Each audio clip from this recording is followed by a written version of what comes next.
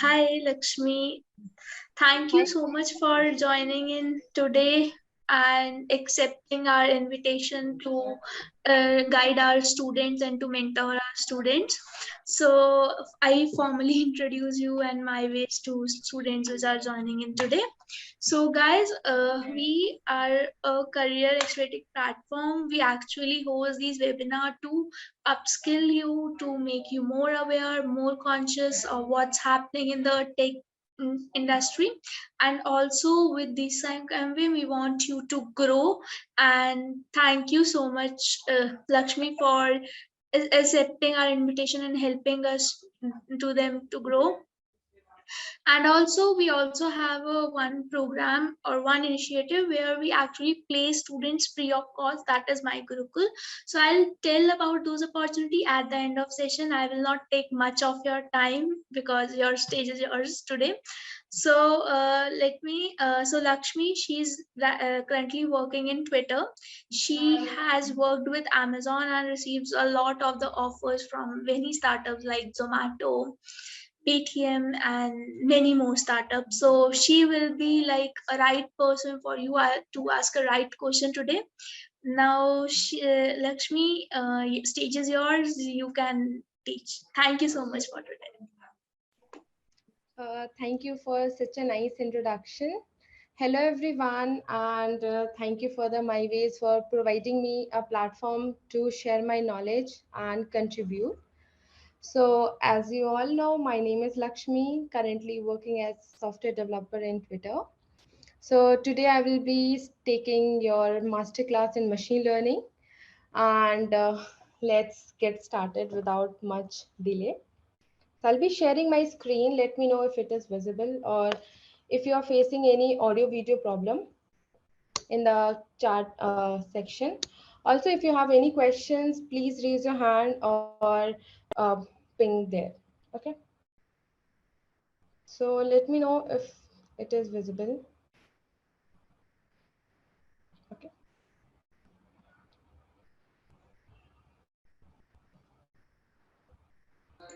Black screen is visible, Lakshmi. Okay. Now is it visible? No, it is not visible. Okay, let me reshare the screen.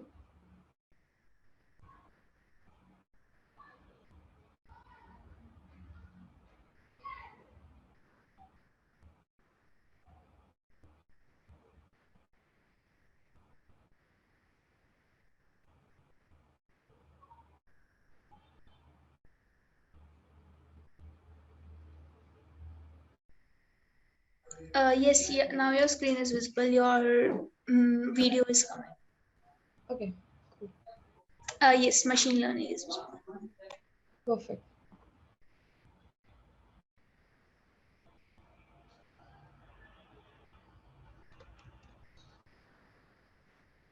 So let's get started. I'll start the slideshow. Okay. Okay. So, what's your understanding of machine learning? Can anyone help me to get started? Like, what do you mean by machine learning? Because you have heard this term, machine learning, deep learning, AI. It's very much booming today. Can anyone first start? Any one of you can unmute yourself and help me with the basic understanding.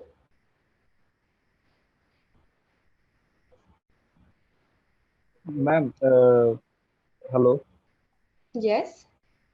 Ma'am, can we say that in machine learning, we teach the machine to recognize real life objects? Like we are teaching a camera to recognize a face of a dog and call it a tag that animal as a dog. Uh, is it what machine learning can be in this way? Can machine learning can be explained? Yes, very well said. Anyone else? Okay, so I'll get start. Okay, machine learning, as you know, it is made up of two words, machine and learn. So learning means you get some input, you process it, what it can be, what output it can be. Like when we start learning letters, we write letter A, B, and C. That is the process of learning, categorizing letters into different groups like 26 alphabets. And machine learning means making machine learn the whatever the data we have. So I will start with one of the very trivial definition by Arthur Samuel. That is, machine learning is a field of study that gives computer the ability to learn without explicitly programmed. Okay. So here you can see there are two important terms. One is ability to learn, and the second term is explicitly programmed.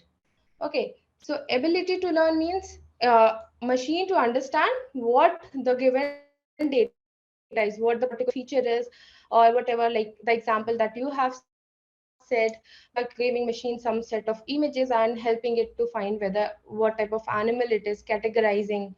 And explicitly programmed means I'm not passing the direct information to it, which means, like, let's say the today algorithm, whatever we are writing, so that is the explicitly programmed. I'm already telling machine do a plus b and give me the result as c.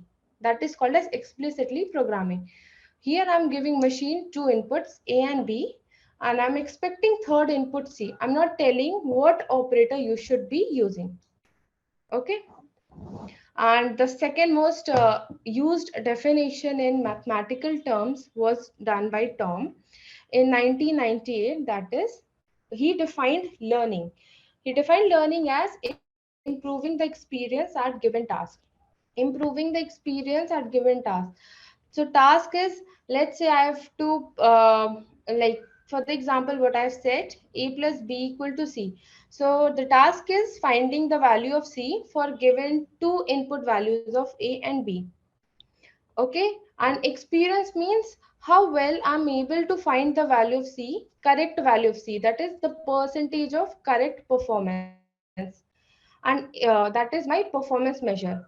Experience means every time, how many times, whatever the result I'm producing, how truth that value or how close it is to my actual answer. So before jumping more, I'll give you one small example of improving experience with task. Like, let's say I'm given an input data set, a dog or a cat, and now I have to find whether the given particular animal is dog or cat. So my task is classifying the animal into one particular set. Now let's say the first time my machine is not at all trained, it does not know what the particular animal is going to be. In that case, it can say any random answer. Like there are 50-50 percentage of saying whether it's a dog or a cat.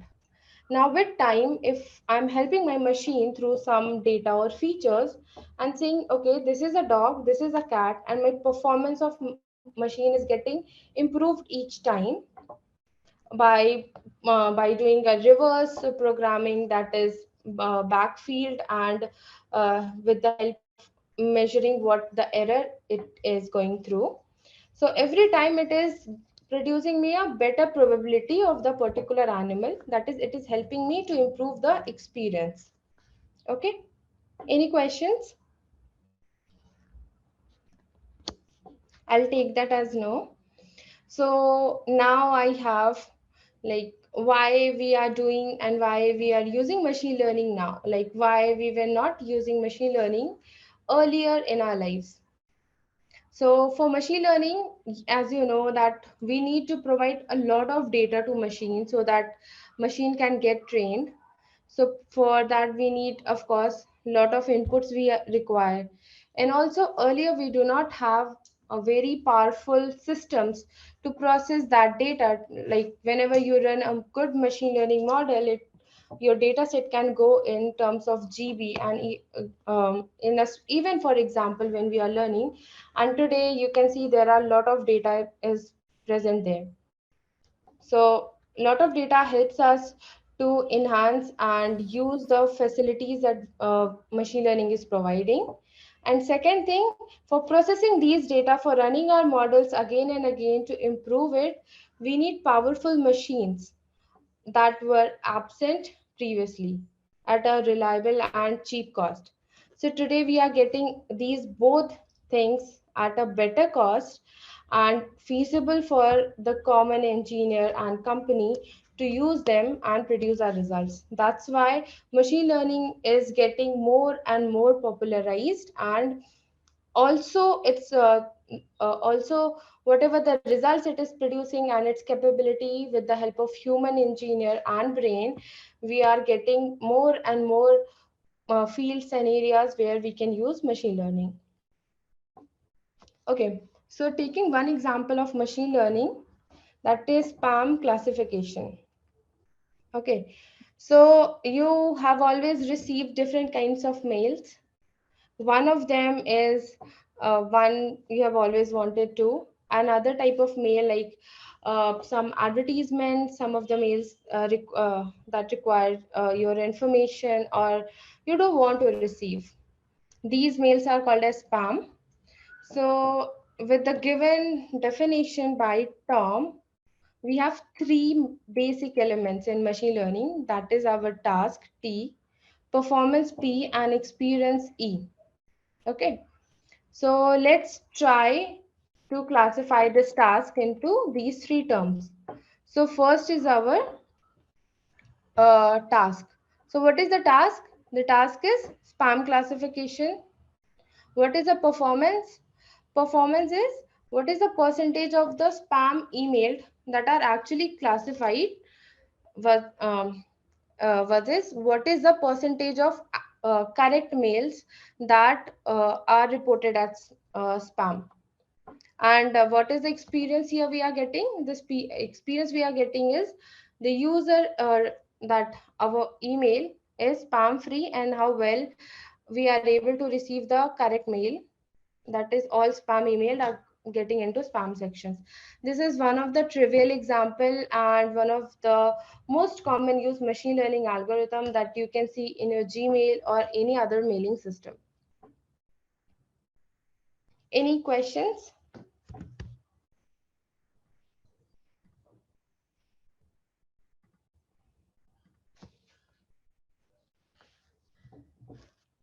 Any questions, anyone, till now?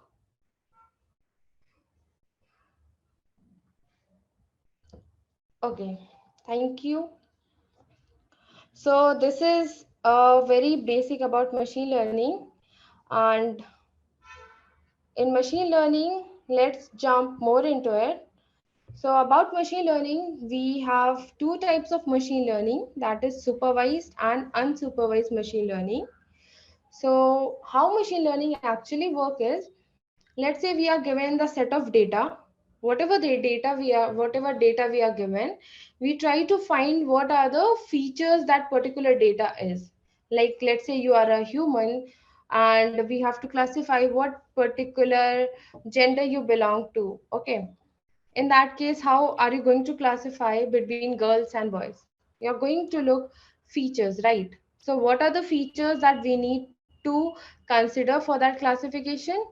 And then we pass these features into our algorithm, where algorithm try to understand, okay, this particular feature is there in this particular type of category, and in that way it either groups our object or it predicts our result. So in general, a machine learning model has two sets. One is the training set.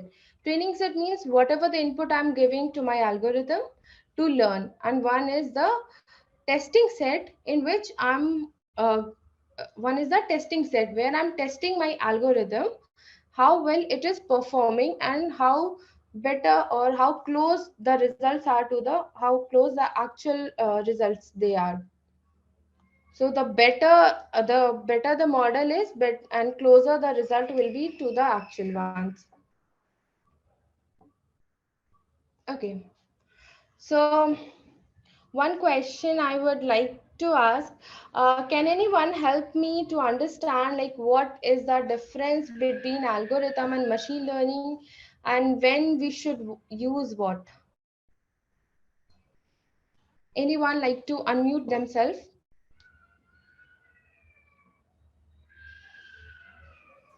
Ma'am, algorithm is step-by-step procedure of doing something, and Hmm. machine learning is putting data to make the machines to take some decisions on their own. Okay.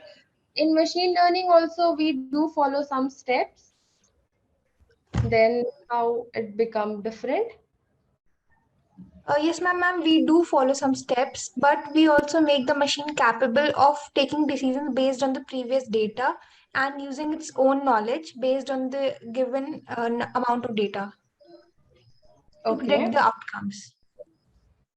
Okay, so as what you are saying that we are giving data to the machine, and now machine is making its own observation and finding the result. Is that Yes, ma'am. okay? This is very close, very well said.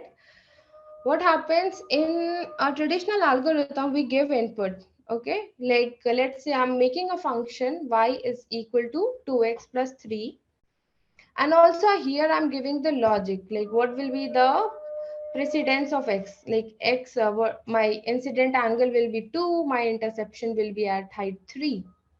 So I'm giving the logic to produce the value of y. That is my traditional algorithm. I'm giving it's my brain, and I'm writing the code, do this.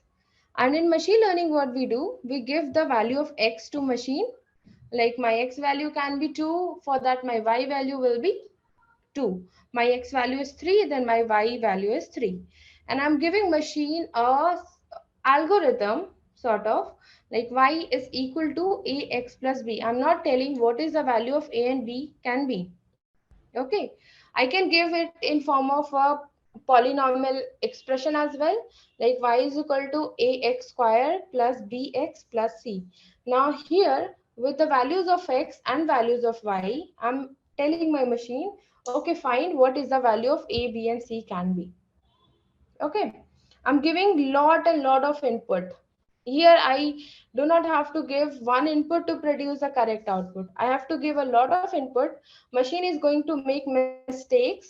I'm giving my input values and my output values. Now machine will make mistake. At first it may produce y value as 0 by putting a, b and 0. Y will be 0. Now the actual value of y can be something else. It can produce a difference between them, that is y minus the actual y minus observed y, whatever the delta value will come. Based on that, it will understand, okay, my whatever my error, is it negative or positive, should I increase the value of a and b. Based on that, it will change and improve, and that help it to produce the output. And there are like 99% chances that machine learning will not produce always an accurate result. Like let's say you can try it by yourself as well. Let's say we are giving a machine learning model, y is equal to ax square plus bx plus c, for a very trivial equation, that is uh, for y is equal to x. There are the chances that it may produce the result something as y is equal to 0.001 x square plus x plus 0, something like that. Okay, so there are always chances of error. It reaching to 100% accuracy is almost not possible in real case scenarios. Okay, so coming to the types of machine learning, we have three types: supervised learning, unsupervised learning, and reinforcement learning.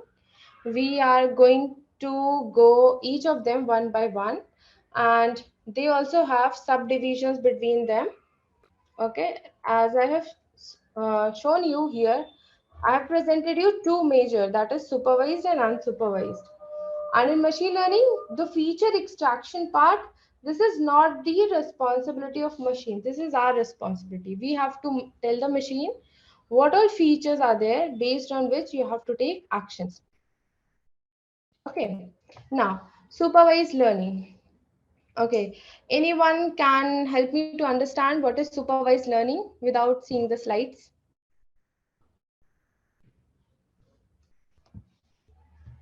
Would you like to unmute yourself?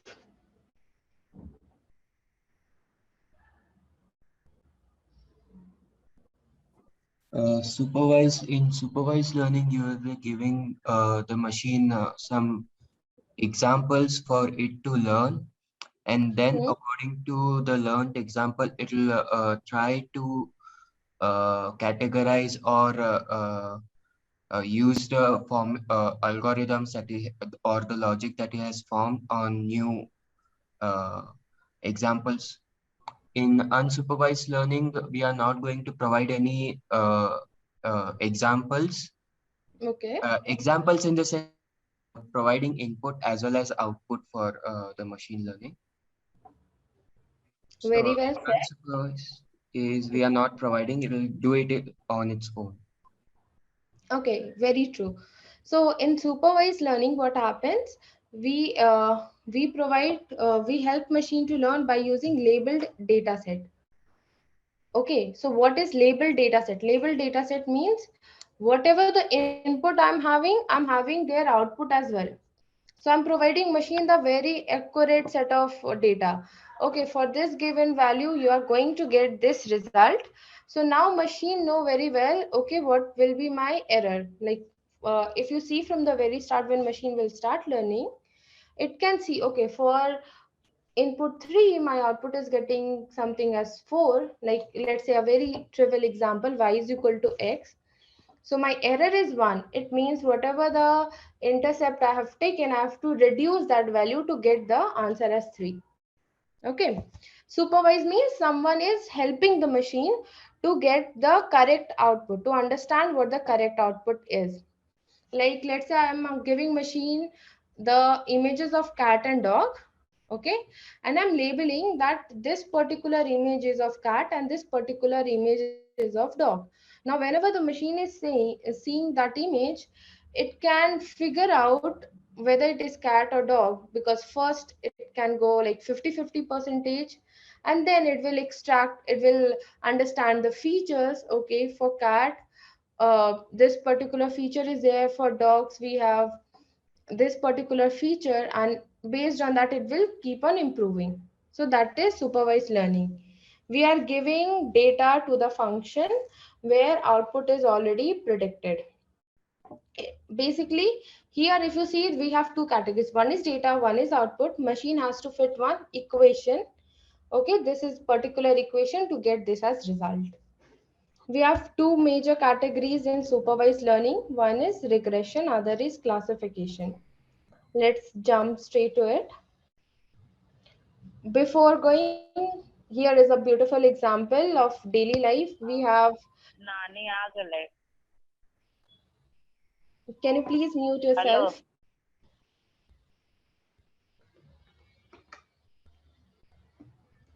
Yeah, thank you. So here is a very trivial example in our daily life. We have set of raw fruits are there. Here we can see three categories. Okay, apple, mango, and pears.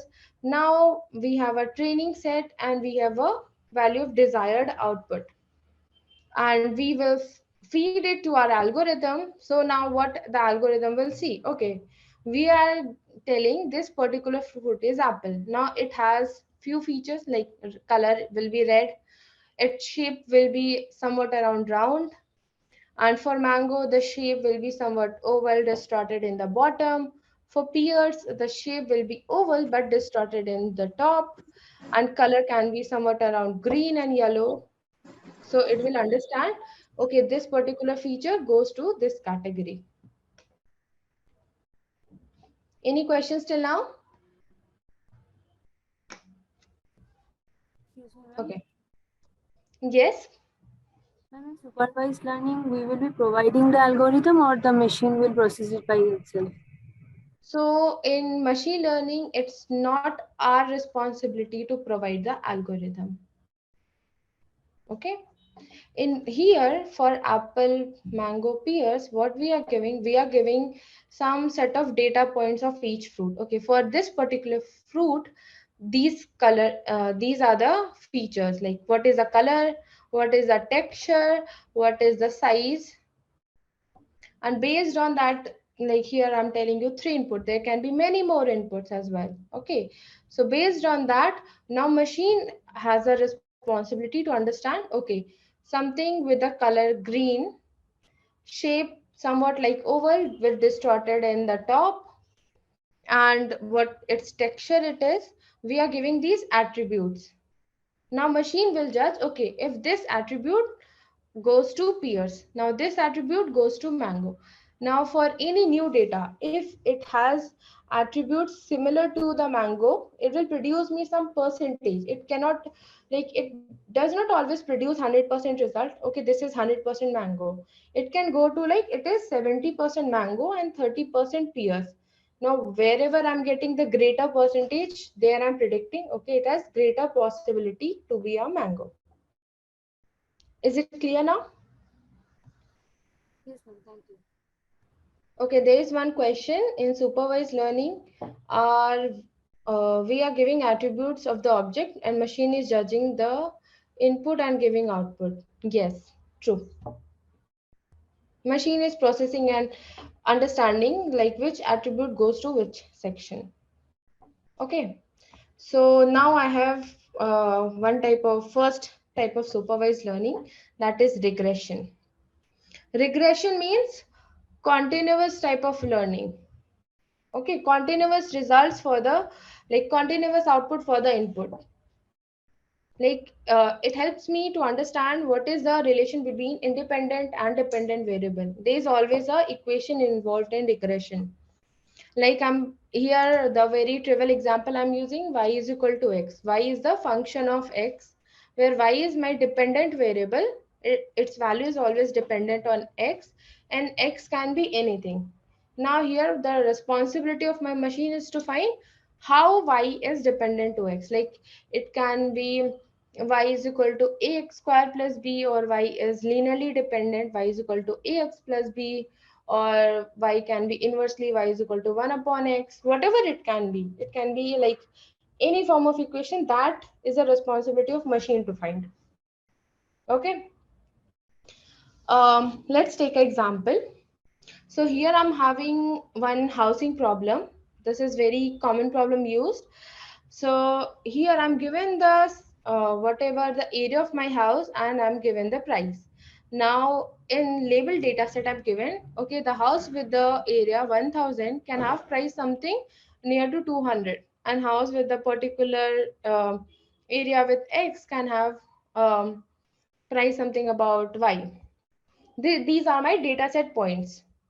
Now how I'm going to find whether the house like what is the square feet area and what could be the price. So I will fetch my this input label data set, and now my machine will try to find this value theta angle and the intercept value. Like here if you can see the plot, something between 1000 and 150, whatever the data points are there, it is getting value of y. And what are the other two what are the other data points, something between 2000 and 250, it is labeling as 2150. Okay, so using two data points you can always draw a straight line, right? Using two values of x and y and some mathematical equation, by you can always find what is the slope, and then you can use them to find what is the intercept. But now here there are so many lines, so there cannot be one single line that can satisfy all the points. There's always the chances of error. Can you see that? There are many points that are on the left top and many points that are on the bottom. So these are my error points. Whatever their distance will be there from this blue line is my error. So every time machine will use 2 points, find the distance, understand what could be the error, and then it will keep on improving unless the situation where it find the minimum possible error. It may not be zero, it can be minimum possible. Okay. So this is an example of linear regression. Linear means y is linearly dependent on x. Y is equal to theta, tan theta of x. This is my angle, and whatever the intercept here we have. This is a linearly dependent. But there are the chances that dependency on y may not be linear. Like it can be something curl like this, which fits better to my data set, correct? Here, if you can see, the points are much closer to the blue curl line as compared to the straight line in the middle. So here some equation of y can be y is equal to ax cube plus bx square plus cx plus d, something like that, right?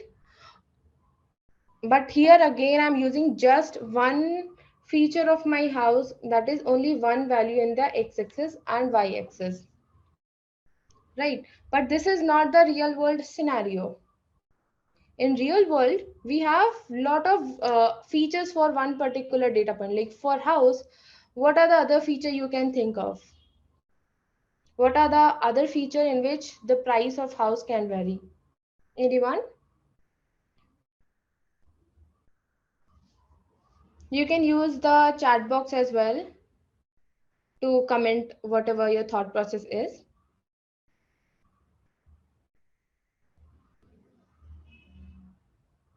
Okay, so I'll move on. And okay, locality, amenities, facilities, area, number of rooms. Very good. Very good. Okay, yes. So these are the values. Like for house, number of rooms can vary. Area is one thing, whatever the locality is one thing, what type of structure it is having, what are the facilities we are providing, number of floor, very well. Yeah, so there can be lot of features. Infra, true.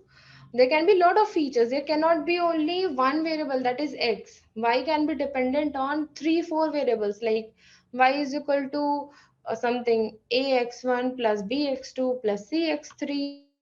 Okay, x1 x2 x3 are features of my house. So y has a dependency on x into variable terms. Like here, if you see this simple regression form, simple linear regression, where y is dependent on one variable, x1. In terms of multiple regression means multiple, here linear means only the power of x1 x2 is only 1. Very simple. Polynomial means it is not just dependent on multiple variable, it can be into different powers as well, different powers of x1 x2 x3. So this is called as polynomial linear regression. Can you explain this example once more? Okay, sure. So as we know here, what we saw, this is a linear regression. In linear regression, we can have a one straight line, that is y is linearly dependent on x. But this is not true for the real world, because in real world data points, we have a lot of features for any particular data. For example, the housing problem that we are seeing, you can see the price of the house can depend on various features like locality, number of floors, whatever its structure is there, area, number of rooms, etc., etc. So for all these features, there can be many variables. Like here, if you see the second equation, y is equal to b1 b0 plus b1 x1 x2 x3, where x1 x2 x3 are different variables. So this is multiple linear regression. Linear because y is dependent on first power of each variable. There can be chances that y can be dependent on multiple powers of one or more variable. That is polynomial case. Similar to what you have done earlier, maybe in mathematics, like y is equal to x square plus bx plus c, something like that. So this is polynomial part. So for any given machine learning model, you can give this last equation for if you are using just one feature. You will see that if your machine is linearly dependent, then all other features, that is b1 b2 up to bn, the values will be nearly zero, like maybe 0.001 or 0.003, something like that. It will be very close to zero, and only the main feature, that is b1, in the case it is linearly dependent, will have maximum weightage. Okay, understood? Okay, so now let's see. Ma'am, I had a question, ma'am. Yes, please say. Ma'am, in the last equation, the function is not linear, right? Because the Right. power is increasing. So why are we saying that it's polynomial linear regression? So polynomial because like see here it is dependent on x1, and for x1 the power of x1 is increasing. Polynomial equation, it is dependent on one variable only. Linear will be removed when it is dependent on multiple. Yes, and that I understood. Yes, understood. But the power is increasing. Na? If the power increases, then it won't be linear. I think it will be linear for the power to the for x to the power one only, right? Okay, so let me make it clear once again. Simple linear means it is dependent on one particular variable having power 1. Okay, multiple linear I'm using because here it is directly dependent on x1 x2. Here simple plus or minus symbol will be there. Linear will be removed when some my equation will be something like y is equal to b naught plus b1 upon x plus b2 power x square or x minus 2, something like that. So linear goes there. Is it clear? Got it, ma'am. Hello. Yes, ma'am. Understood.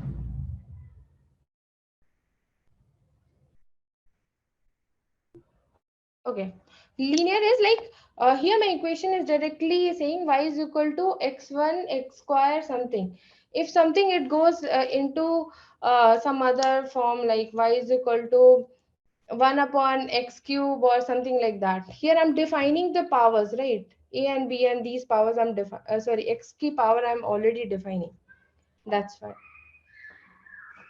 So my linear regression comes under various other types. My regression comes various other types. Here we have seen already linear, polynomial. Now there are few other types such as support vector machine, then decision tree, then we have random forest, and then one of the most used type of regression is logistic regression that we will see in our classifications, and rest others also we will try to look them one by one. Okay, so classification. Anyone can help me? Uh, what is the most recent example I've used for classification? Like I've used so many examples, right? One is spam classification, one is cat dog. Then I've used example of machine learning under for fruits as well for equation like y is dependent on x. Any example can you help me? What other than this, what classification can be other than these? A real life example that we use daily. Decision tree. Decision tree is like type of classification algo. I'm not talking about type. I'm asking you like example of classification that you use in your real life, daily life. Okay, blood group, classification of dog breeds. Cool, great. Anything more common can I get?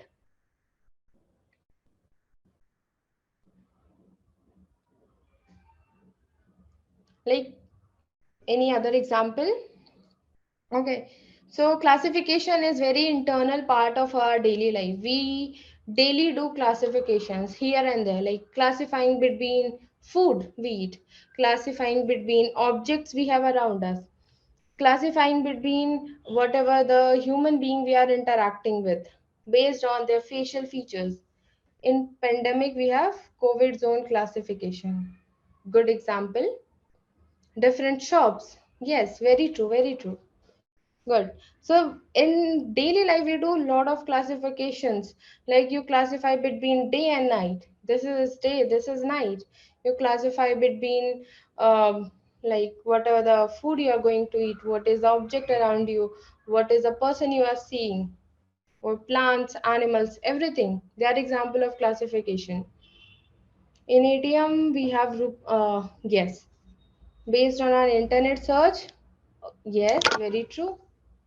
For ads, there are a lot of other things as well. But yes, very good example. Okay, so classification is a type of machine learning where we classify two or more type of data, where we classify one data set into two or more type of classes.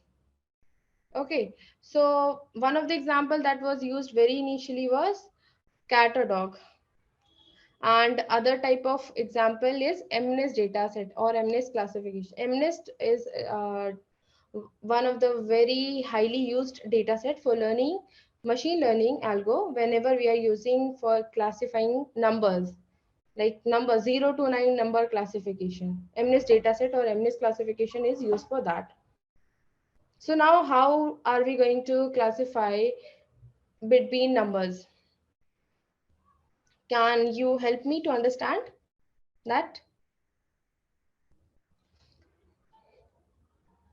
How are we going to classify our numbers? Anyone? How can you differentiate between 1 and 2?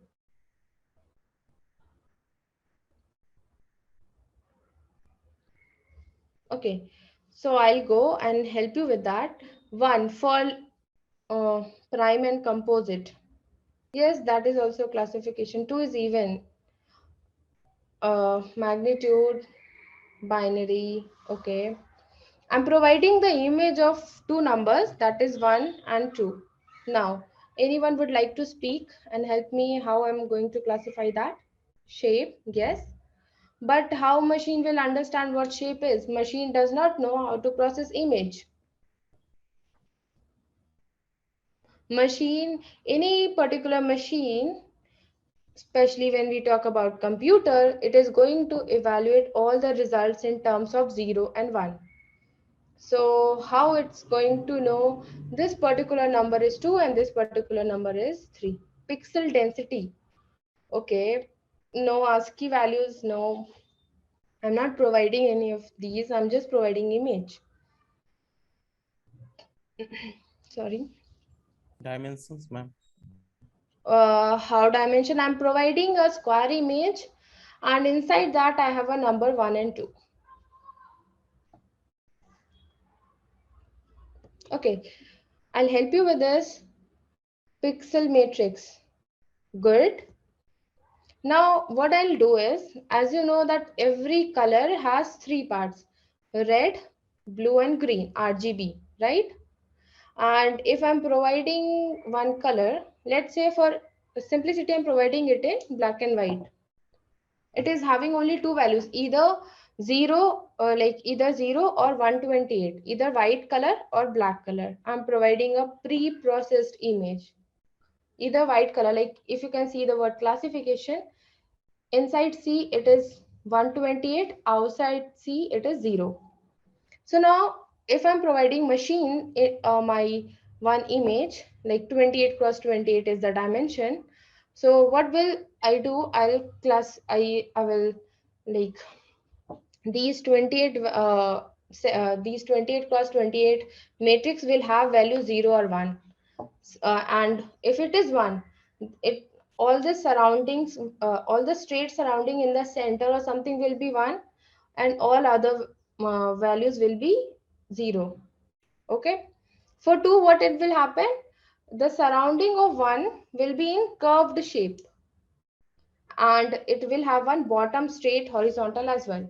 So machine will not just understand 1 2 values like the way we used to do in prediction in classification of image, especially when I'm talking about image. It will also take care of its surrounding values. Like in 2, if it is curve in the top, it has to be straight in the bottom for the value to be 2.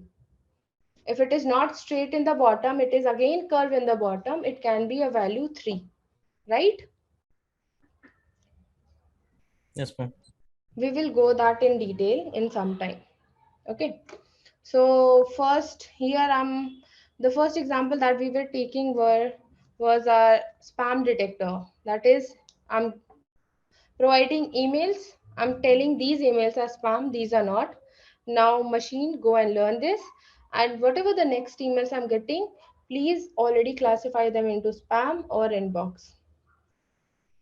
So spam detector is a very trivial example of classification. Okay. Okay. So here I will help you to understand difference between classification and regression. Okay. Anyone want to speak or say what is the difference between regression, because they are very close to each other. In both of them, machine will have some sort of equation between whatever the feature I'm providing to help me what output I'm getting.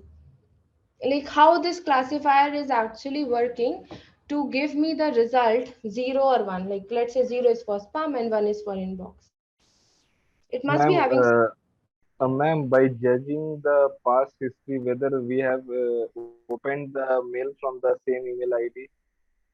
No, I'm providing few features. Okay, let's say for spam, I'm providing whatever the header of mail it is, whatever the some of the description it is, like whatever the ad fields I'm getting. And for non-spam emails, I'm providing header like it is from particular XYZ, and whatever the body of email it is. Based on that, can machine like classify them? Or let's say if I also provide whether I've opened or not, like, but there are the chances that I have opened the spammed email equally as compared to non-spam.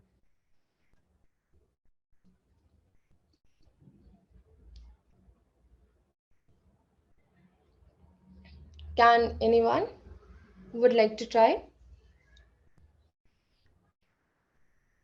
Okay, so I'll go here. In case of this spam or non-spam, again, as I have told you, my regression model, this. Okay, y is equal to b naught plus b1, x1, b2, x2, where x1, x2 are features. What are the features of email I'm providing?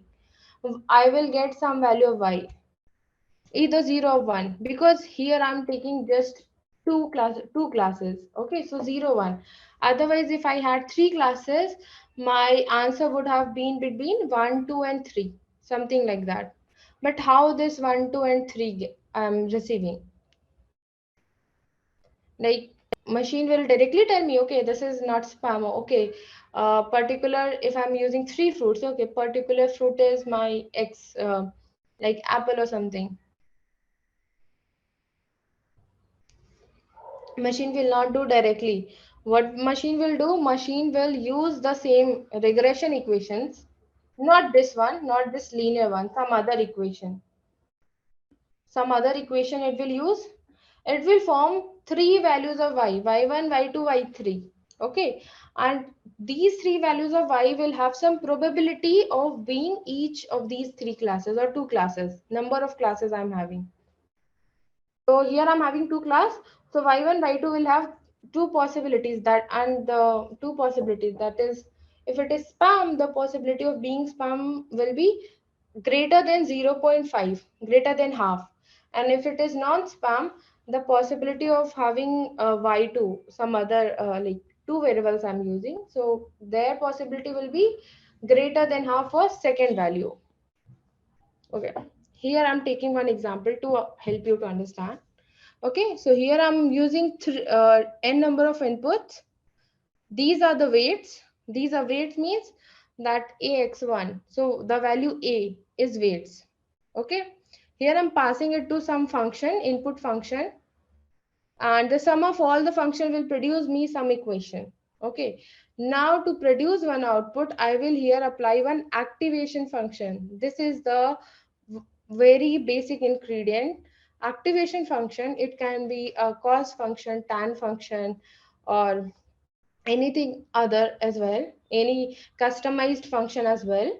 Now this function will do this classification work. This function will whatever the answer I'm producing, whatever the linear matrix I'm producing of n number of fields, like I'm having 5 fields, right?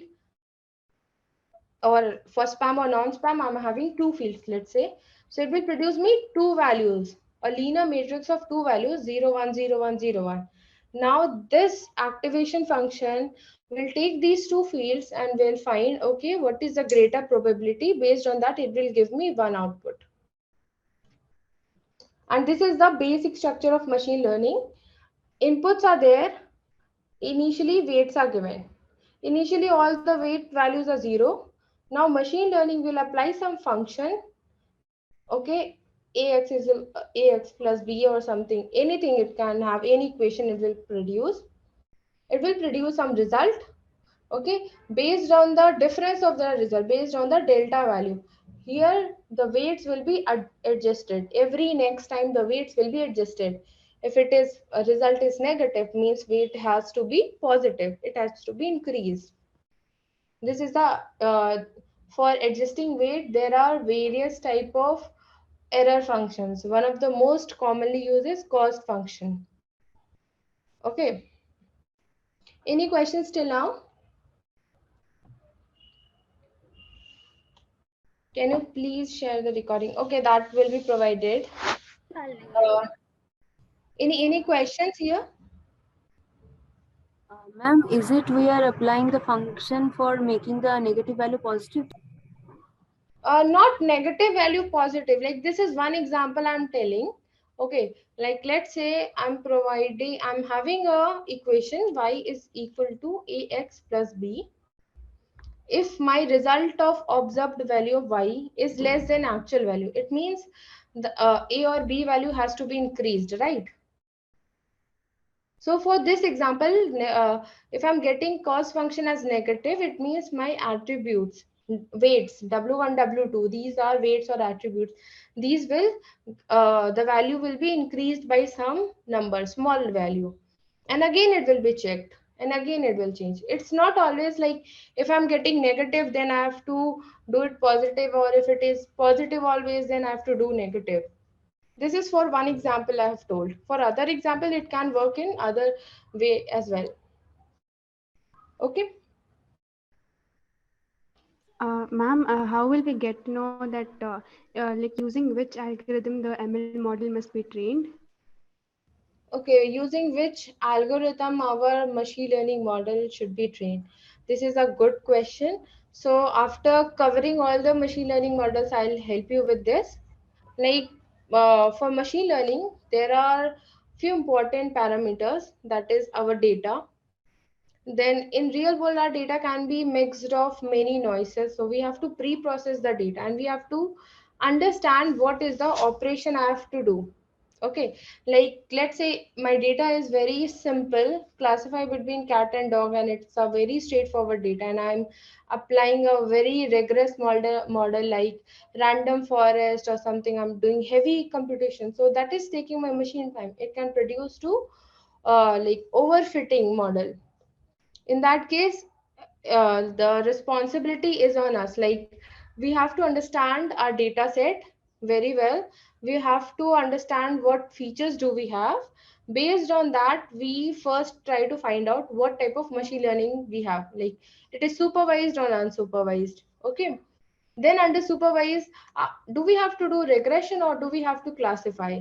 Okay, under regression, like do we have one feature or two feature, or do we have more than n number of features, and how well these features are responsible.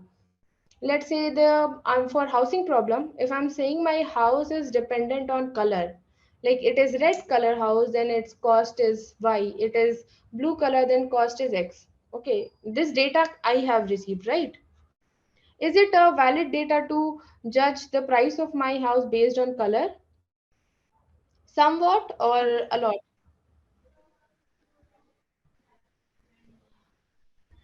So based on color, I think in general case it can be for sure, but the value by which this dependency is on color is very less, right?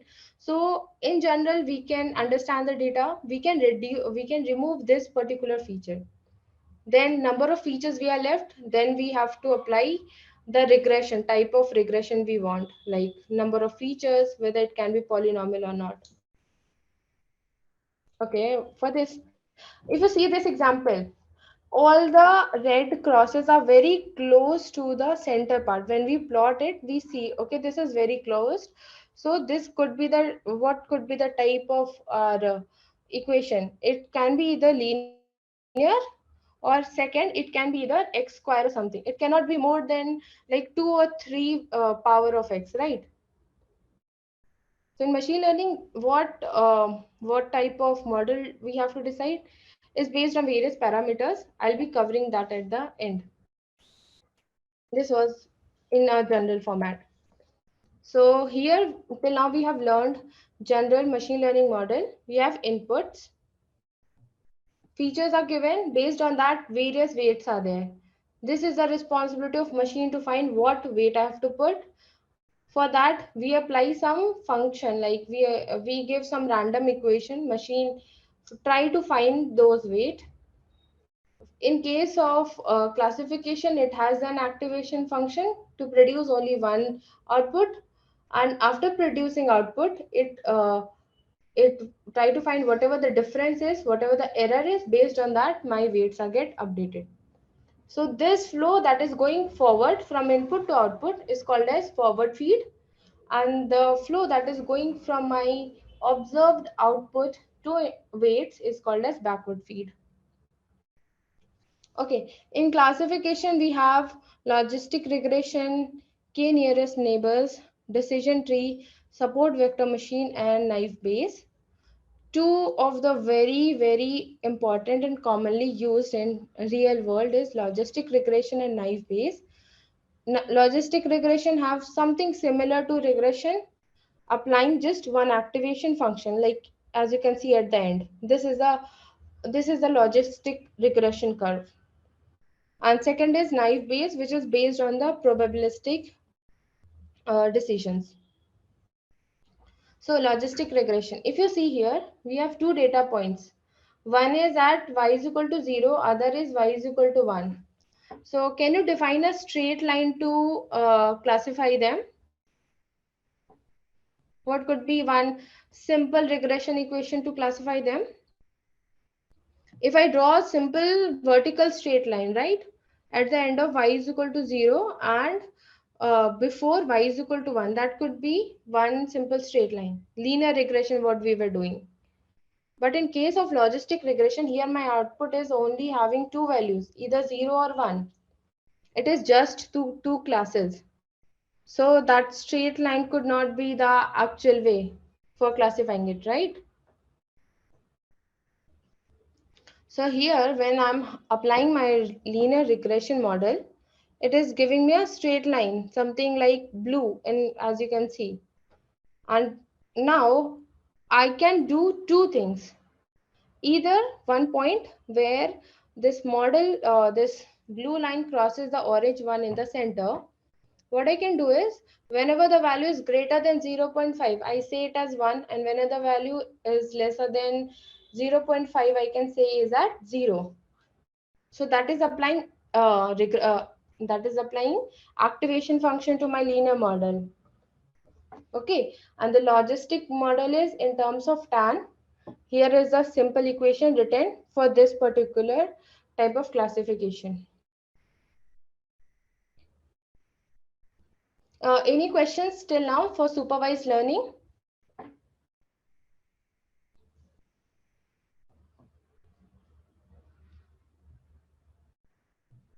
Shall I take that as no?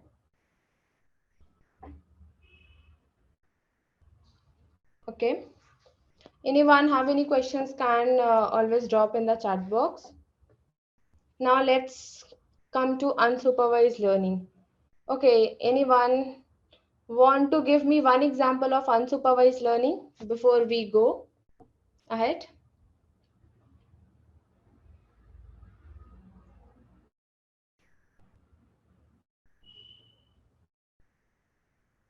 Anyone would like to share any example? Activation function is not understood properly. Okay, we will cover that.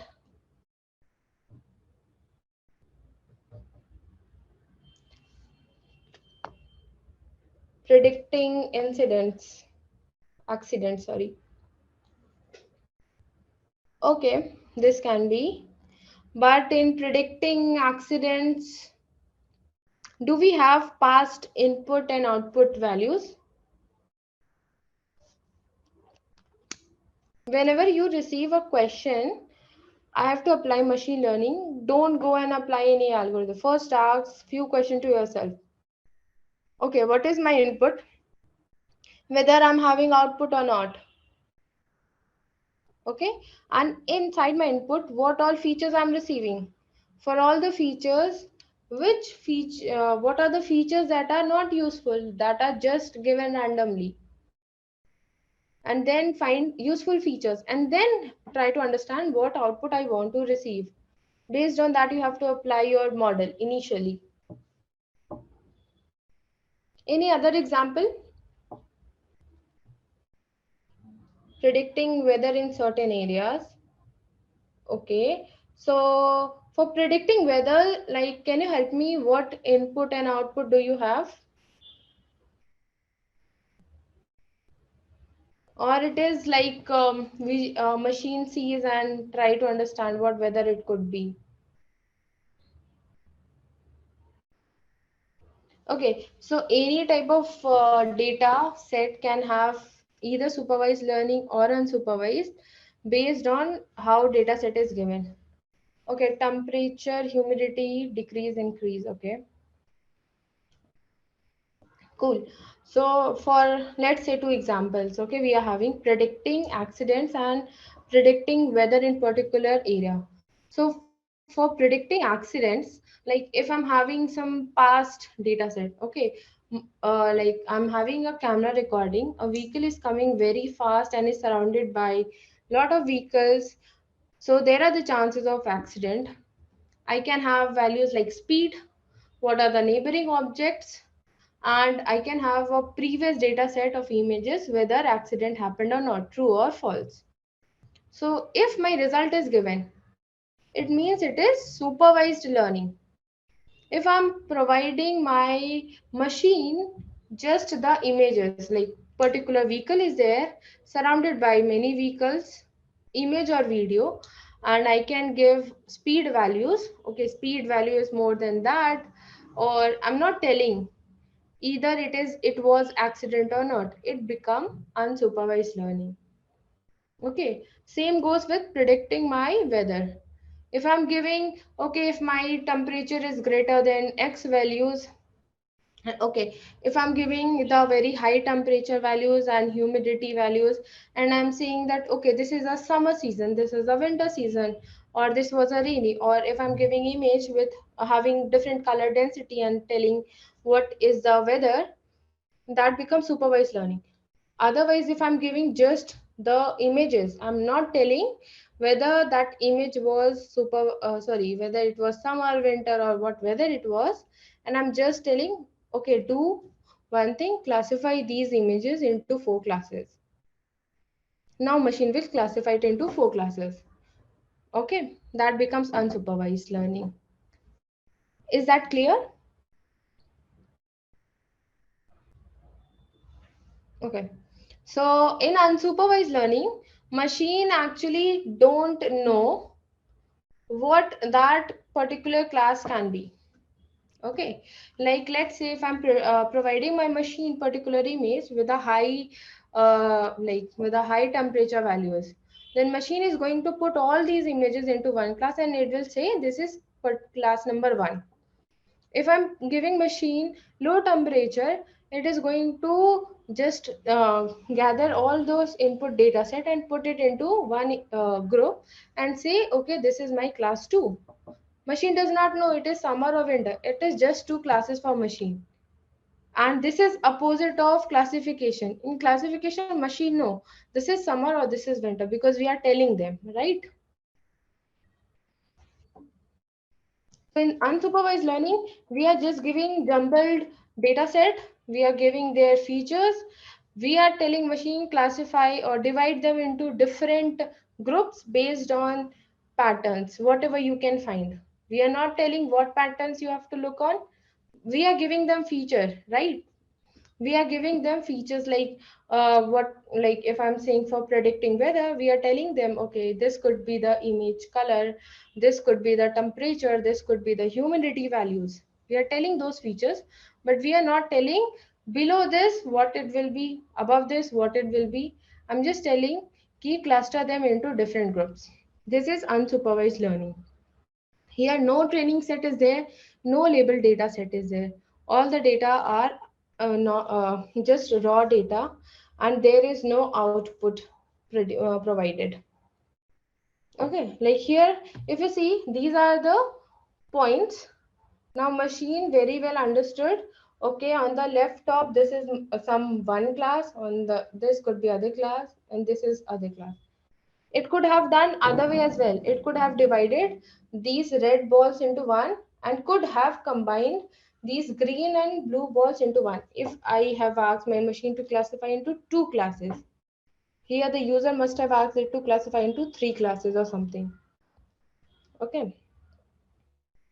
Like here, if you can see example, I have three type of fruits. I put it into the algorithm and I ask the machine to divide. Now machine will understand, okay, if the texture, if the surface outside is rough or something, whatever it is given, it could be strawberry having this particular shape, goes to the one class. Machine does not know what type of class one it is. It's just no different sections. That's all.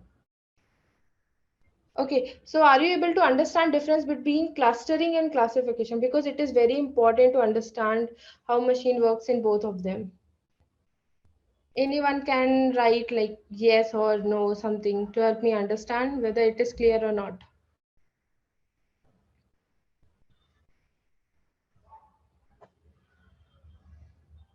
Okay, very good, very good. Thank you for being such a great audience. Okay, so under unsupervised learning, this is the first type of unsupervised learning that we are seeing, clustering. Clustering means grouping or dividing. There are two types. I will be covering only one today. Second is quite a lot to discuss. Second is association.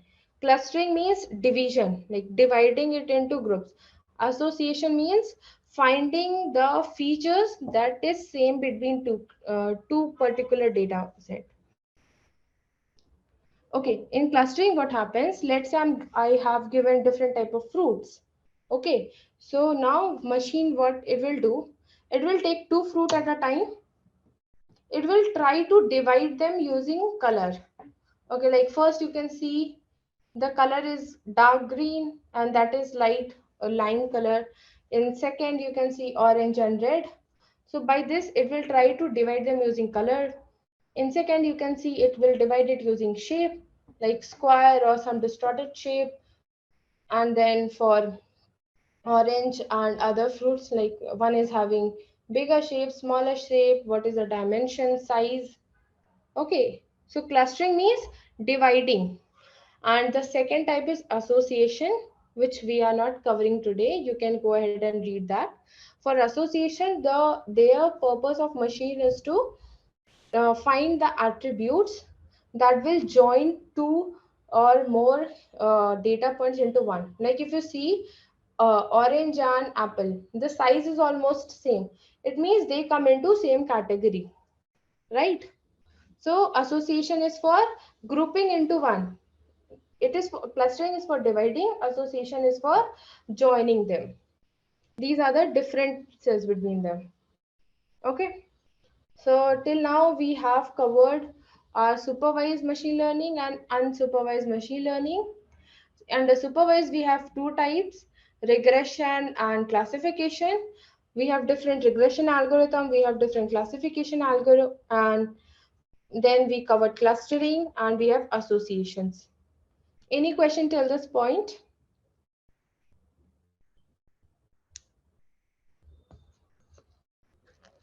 Shall I take that as no?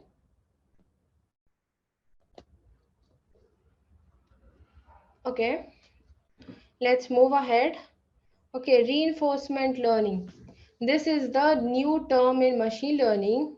It is quite exciting as well because you are like, the applications of reinforcement learning. Okay, let's go with definition, basic. Reinforcement learning is the training of machine learning models to make sequence of decisions.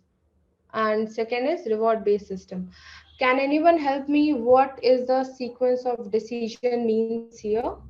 What do I mean by this term? Or any example of reinforcement learning in real life or whatever the products you are using?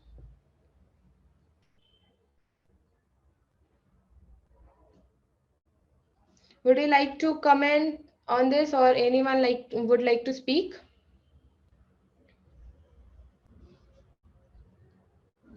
Okay, under reinforcement learning, what happens, like here I'm providing a particular situation and I'm asking my machine to react on that situation.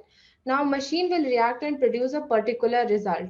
Okay, if I'm happy with the result, I will reward machine. If I am not happy with the result, then machine will not be rewarded. Okay, let's take an example, like if I am playing particular game. Okay, like if you're playing a particular game, you try a particular shot. If that hits to the goal, you try that shot again and again.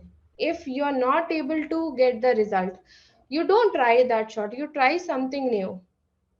Okay, so this is a reward based system. Here real time inputs are not very well given. And like, can anyone help me to explain difference between reinforcement learning or supervised learning or unsupervised learning? Like, it seems similar to unsupervised learning, right? I'm not having output. Or it also seems a bit like similar to supervised learning because I can tell whether the output is right or wrong. Then what is the actual difference here?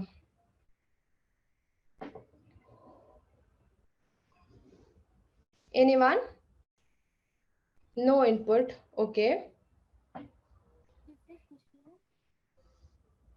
Can you How be can we, predefine that this output is right or wrong in reinforcement?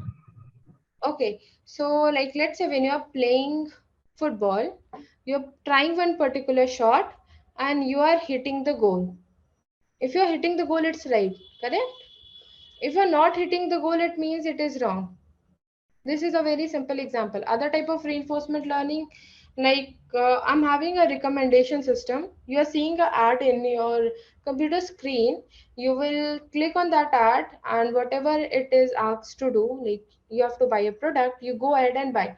It means here I'm getting a positive result. But if you are seeing a particular type of ad and you don't respond to it, then it means this is not that you should be seeing. You should be seeing something else. Then next time our ad system will go and recommend some other ad. Did you understood this? Yes, ma'am. Okay, so here I have a action based reward based system. It means whenever whenever my machine will do a particular action, I will say, okay, good, this result is positive. I will add this type of action as +1. Otherwise, what I'll do, I will add -1, means don't do this action because I'm not getting any result. We should do some other type of actions.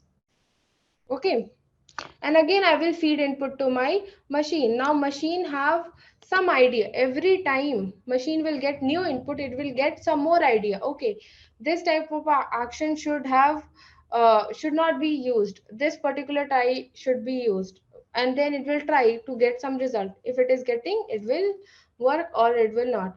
If it is not getting, then it will try to modify it. Okay. Okay, so in chess problem, can you help me to understand how chess problem become reinforcement learning for a machine? This was the first example in the history of machine learning that was used by the Samuel to understand, okay, machine learning, okay, a machine has so much capability. So Since we are already running ahead of time, so I'll explain this super quick. So in this chess problem, what happens? If you know, in chess we have 16 units in each team, and every unit have a particular defined action. It can either move to the straight, or it can move in diagonal, or it can move like 2.5 for the horse, or something for the knight, or something else. Okay, so for humans to try all possible moves, it will take like ton of time. It will take like days, months, year maybe. For machine, with the increased capability that we have now, machine can try now all the possible moves. Like if I'm at the position second right, my knight is there, and rest all the points are at same location, then machine can try all the movement for this horse and can get the result, for which all movement it can show a positive result or not. If machine has done this action previous to playing chess, like if I'm playing with chess currently with the machine, and machine has computed all this action previously, it is already trained, it becomes my supervised learning. But if I'm currently playing with the machine, and now machine won, now machine know, okay, this action of horse, queen, king, or other pawns, and this action is right, it means now machine is learning, okay, these actions are positive and that particular action is negative. Then it becomes the reinforcement learning. Okay, it is observing, it is producing some actions, it is getting some results, it is getting award, then again it is performing actions, observations, and it goes on cycle. This is how reinforcement learning is into action. Okay, so till now we have seen three types of machine learning: supervised, unsupervised, and reinforcement. Under supervised, we have seen classification, regression. Then unsupervised, we have seen clustering. From reinforcement learning, we have seen a action versus feedback system. Supervised learning, we have input output as well. And unsupervised learning, we give unlabeled data, that is data with some features.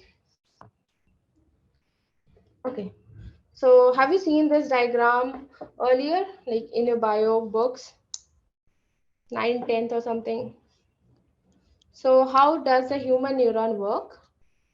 The very simple it works in a very simple manner. It takes the input or stimulus from its head, that is dendrites. It do some computation in its cell body nucleus. Then it passes the output from axons to the terminals to other neurons. Now other neurons then carry this information and again process them and pass the information to next neuron, from where the information reaches to the brain, and our brain is able to predict, okay, what is the stimulus and what action do we have to take. This is the working of a neuron system, right? Now, if we want to leverage machine, we are providing this neuron system to machine. How we are going to do? On your left hand side, it's a human neuron system, taking input, processing, and then giving the output to next neuron or to the brain. If you see one neuron on the center, you can see x1, x2, x3 are the inputs. W1, W2, W3 are the weights. Okay, initially 0. That is, these are the values that will be find from my function. Okay, the processing part of neuron, and it will give some type of output. This is one neuron. One neuron, it is similar to machine learning, right? Am I correct? Yes, teacher. So one neuron is similar to the machine learning. How we did? We gave input, we adjusted three weights using function and backward feed, and then we produced output. But our neuron system have many such neurons. That's why we are so good at predicting the results and so good in classifying it. So how we can use this to leverage into our machines to do a better job? So if you can see the right picture, just imagine each circle as the central body of neuron, and the lines that are connecting previously are dendrites, that is the information data I'm receiving, and the lines that are going on the right is the output, the results I'm giving to the next set of layers. Only one circle means only one neuron will be a machine learning stuff. But if I'm using many such of hidden neurons, many set of such machine learning models inside, same type of or different, many such inside, and giving information to them, and then produce this adjusting my different weights, W1, W2, W3, all different layer, this messed up system. This is my deep learning model, and it produces here three outputs. It can produce later go on and produce one output depending on my requirement. So this is the messed up system that you see similar to the human neuron. So this is a deep learning system, what we call as artificial neural network. Deep learning, that's why we define deep learning as a subfield of machine learning, because machine learning is a basic thing.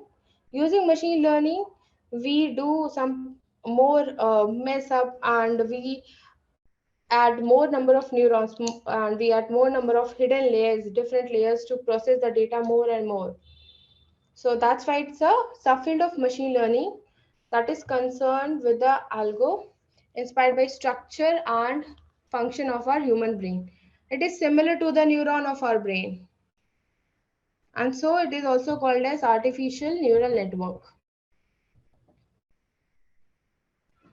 Now, since we have lot of data, earlier we have less data.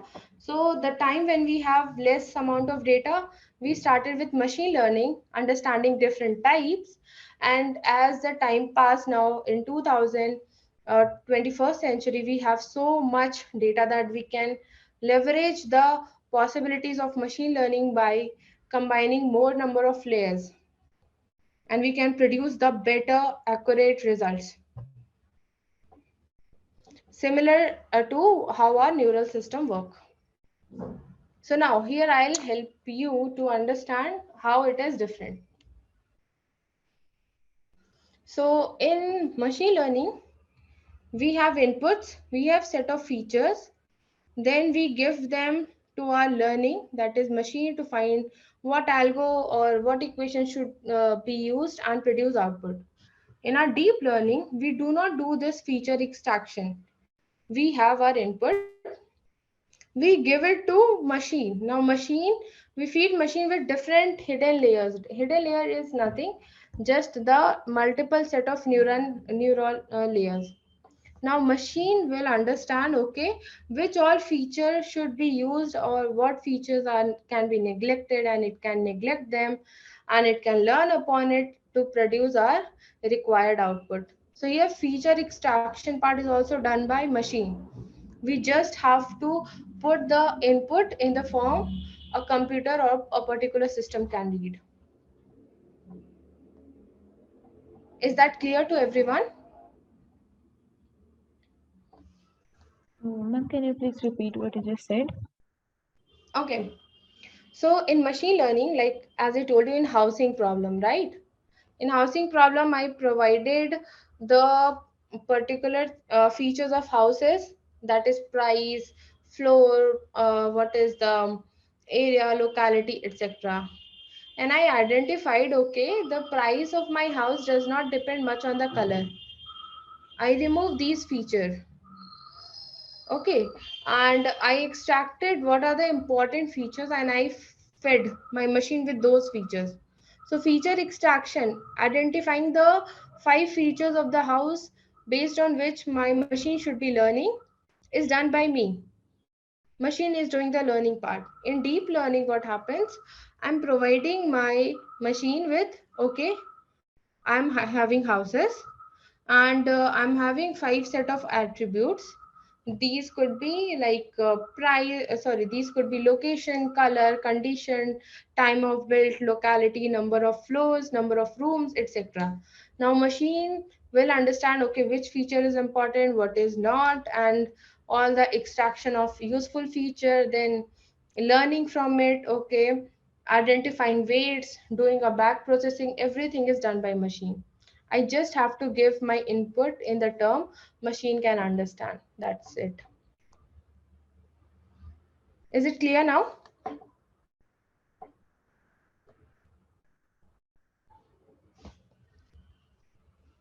Okay. So here I'll give you this cat dog example. Okay. So I'm having a image of a cat.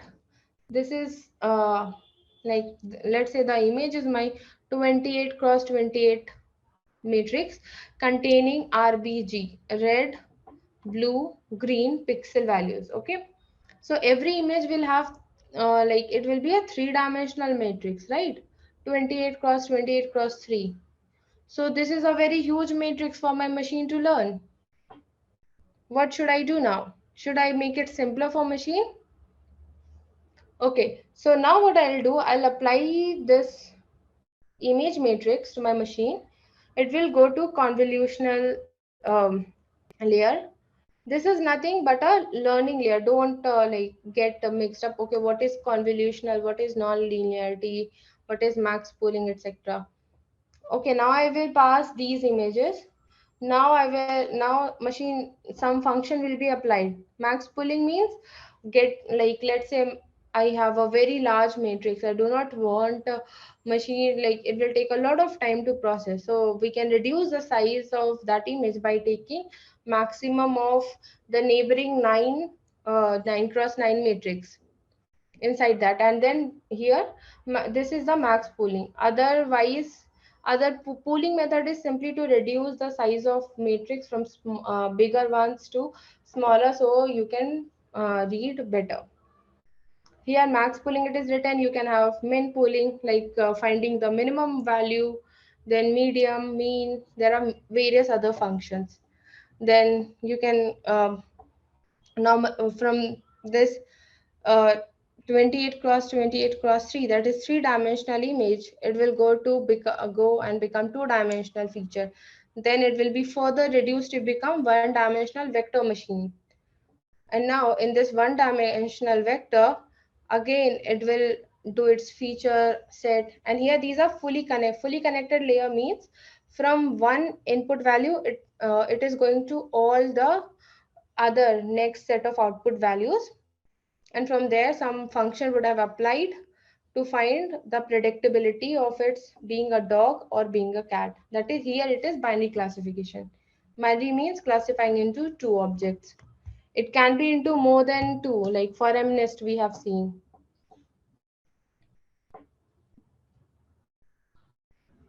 Okay, is this clear to all? Okay, so this is a bigger picture that we are seeing: AI, machine learning, and deep learning. Okay, so can you help me to understand difference between AI and machine learning, artificial intelligence and machine learning? Anyone?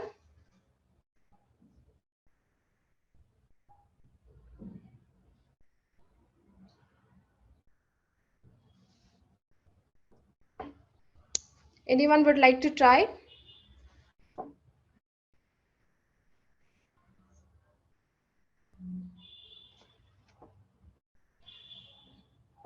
Okay. So in machine learning, machine is providing certain set of tasks based on the input and their features. In deep learning, machine learning is trying to do same set of tasks based on some input and features, but it will do the task better because we are using many layers, same as a neural system. So it enhances the power of machine learning. Artificial intelligence is the bigger picture of machine learning and deep learning, that is using these learning methods. Now I'm giving my machine the ability to not just do task, also to think as well. what like, is it right or not? Like in real time, if let's say a particular thing comes that is not there in a model, so now machine will take some like close to, near to accurate answer. Okay, should I be doing this or not? This is my artificial intelligence, giving machines the power of a human to think and react, right? Artificial intelligence is the bigger picture of machine learning and deep learning, using their algorithms, using that patterns, using the feature extraction, using that learning, how we can help our machine to take daily basis decisions that a particular human used to take, that as a human we do take. Okay. So inside machine learning, if you have seen, our data has very important role.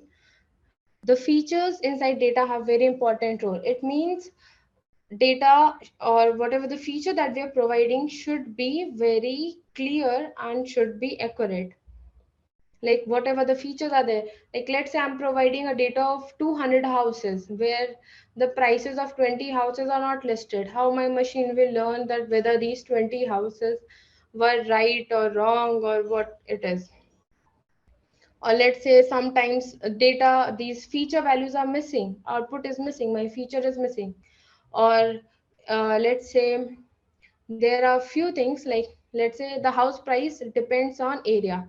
If area is 100, house price will be very low, but if area is 1000, house price is going to be very high. Similarly, if floor is 1, the size of the price of house will be half of whatever the price of house will be around 2 floors if everything remains same, right?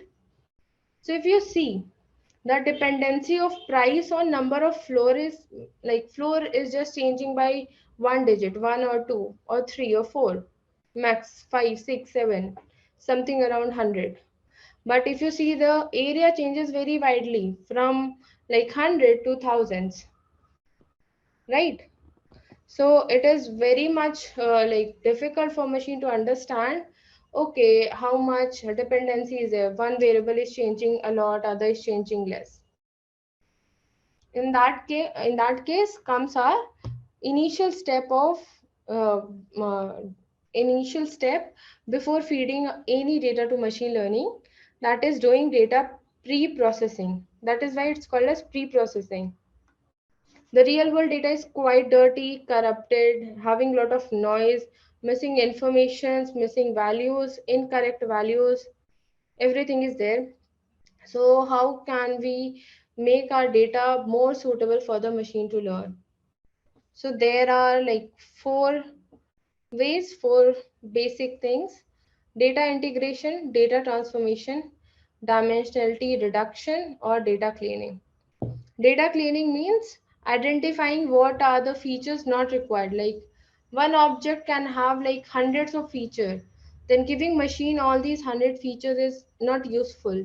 Giving it like list of 5 features in which my result is most dependent on can be a better thing. Dimensionality reduction means my input is given in, let's say, 3 dimension, x cross, like this image 3 cross 3 matrix. For identifying numbers, I may not need RGB colors, right? I can pass my data into black and white, that can do the job, right? That is called as dimensionality reduction. Data transformation is like I'm combining 2 3 features into one. And similar is the data integration. Data integration means, let's say my data is missing like few values of for any particular feature, few values are missing. So how do I fill these values? What I can do is I can take mean of all these features and fill the values. I can take median or fill the values. I can use other features as a sample to find what could be their values. So this is called as data integration. Data pre-processing is very important before feeding any data to machine learning model, because corrupt data or not clean data having so many fields, so many irrelevant information can lead to the wrong results. It may not be required. A machine have to do like no unnecessary of processings. Okay, so now here I have the question model selection. So under model selection, we have few points, that is under machine learning, what are the errors I'm receiving and what are the steps I can take to reduce those errors. Okay.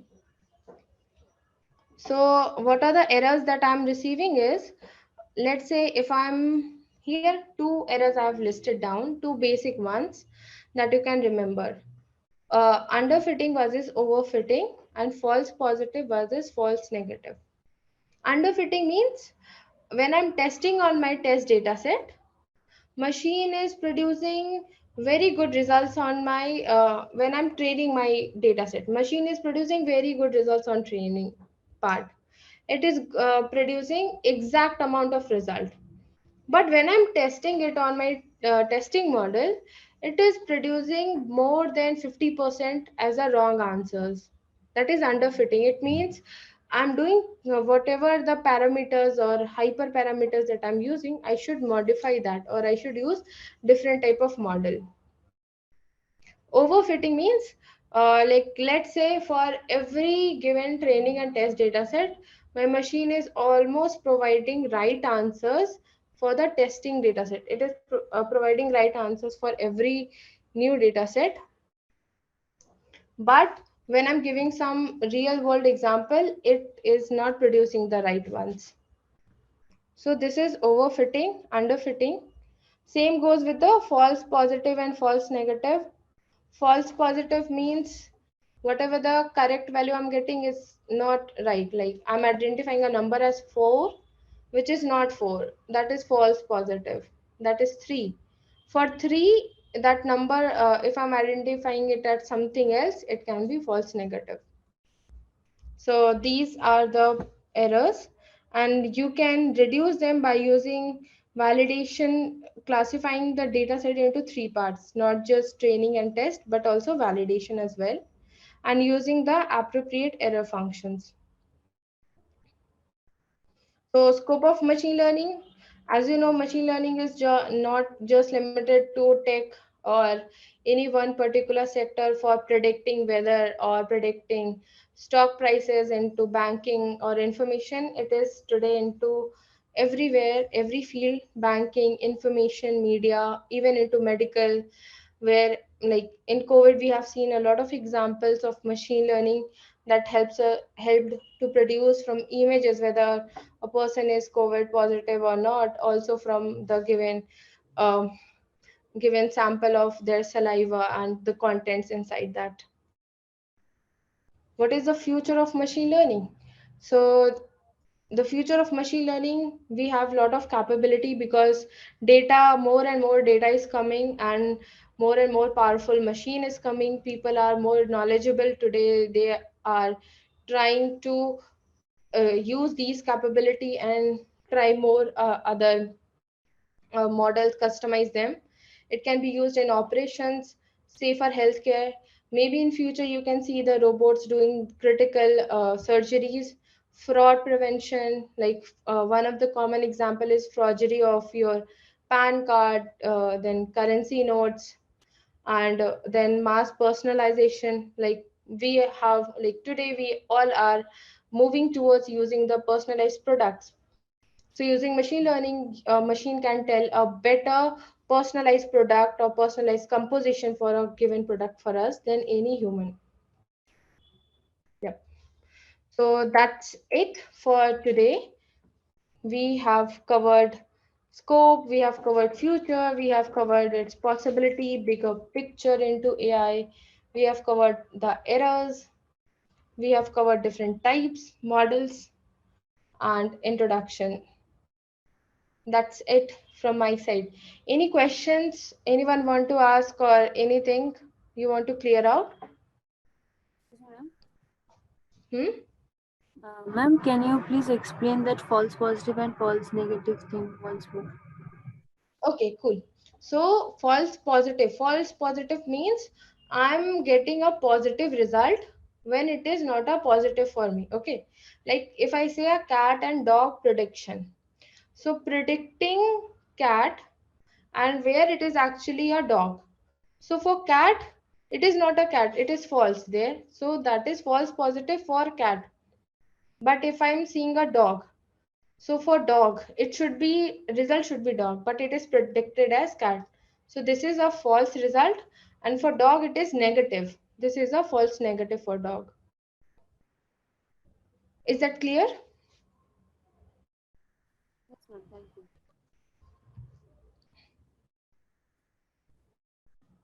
Okay, so I will end the presentation now. Any questions are there? I can take up. Ma'am, regarding the testing and training set, the Hmm. model itself classifies which part the data must be considered, or should we only tell? What we do, we provide, like, let's say I'm getting a data set of 100 points, so I keep 20 points as testing data set. I'm giving 80 points to train. So this is our job to divide the data set into two parts, testing or training. Other part is Thank you, validation. ma'am. Other part is validation data set as well. For that, we divide the model into three parts. But this is our job, not machine's job. In machine learning, we have to Thank do you, the. ma'am. Yep. Okay, thank you, ma'am. Ma'am, Hello. I think uh, thank you so much, Lakshmi, for completing your the session and explaining it so well. So, your screen is visible. I think your screen is visible right now also. Okay, I'll stop the sharing. I think I've already stopped the sharing. Oh, yeah. I think yes. Thank you so much, Lakshmi, that you have joined. So you know, ma'am, sorry to interrupt. Is my voice able? Are you able to hear me?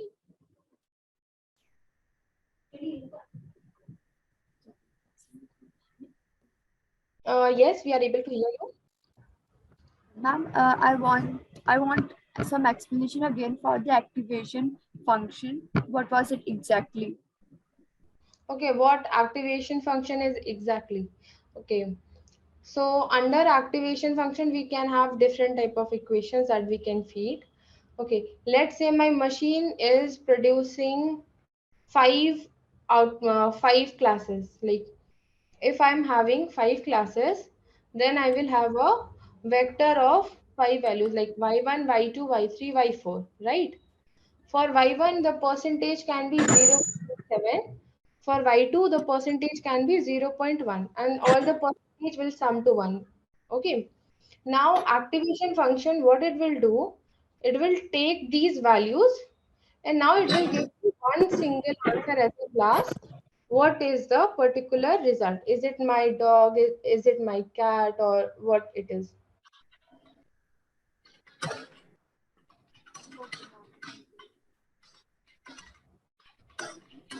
Is that clear? Yes, ma'am. Thank you.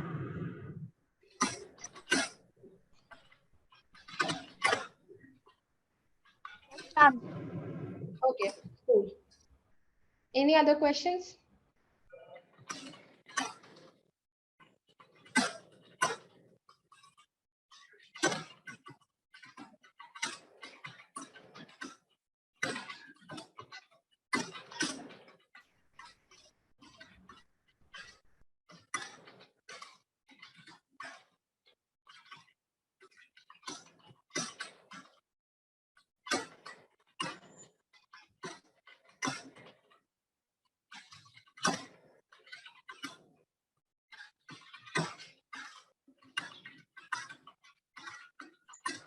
I think all the questions are taken. Or do you, if you have any question, like you can actually drop it in chat or you can email us. We will get it clarified from Lakshmi to you. And thank you so much, Lakshmi, for explaining it so well to all of our students and guiding them and guiding them so thoroughly during the whole masterclass. So I just take a little bit of your time to explain the MyCurricle, and then we can wrap up the session. So I would like to know you about the MyCurricle initiative. So we have one initiative called MyCurricle where we place students free of cost and also train them while placing. So the process of this is very simple. The student come on our website, give the test, analyze what it is weaknesses and strengths are, and if it passed the test, we have two more subsequent point checks, or you can say that we have two more parameters to check. First is internal interview, second is the external interview with the employers. So now after passing through all these parameters, if the candidate is selected, it can get direct job with our hiring partners, and we have a MNCs and many startups like Paytm as our hiring partner. So it is free of cost for every student. Can give the any test. So I'll drop the landing page, the website link in the chat section, and also please do not forget to fill the feedback form. We actually want your feedback, and we want that which topics you want in future, so that we can plan accordingly to you, because these entire master classes are for our audience, and we are very happy to take their input to make it better every time. So please do feedback form. Your feedback form means a lot to us. It tells a lot about what we are missing, what we have to improve. So please give a feedback form to us in order to get the, and also we can drop the recording of this session to all of you. So thank you so much, Lakshmi, for joining in today on Saturday and spending time with our students and mentoring them. I really appreciate you for coming in and accepting our invitation. Thank you, MyWays, for providing this platform for me to connect with the students and give my part to them. And thank you everyone for joining. So please fill the feedback form. I request all the audience to fill the feedback form and let us know how we can improvise the session. I think we can drop off now, and may you have a great weekend and enjoy your weekend, and I hope we are able to serve some value to your life through your masterclass. Thank you so much. Thank you so much. Have a nice day to all of you.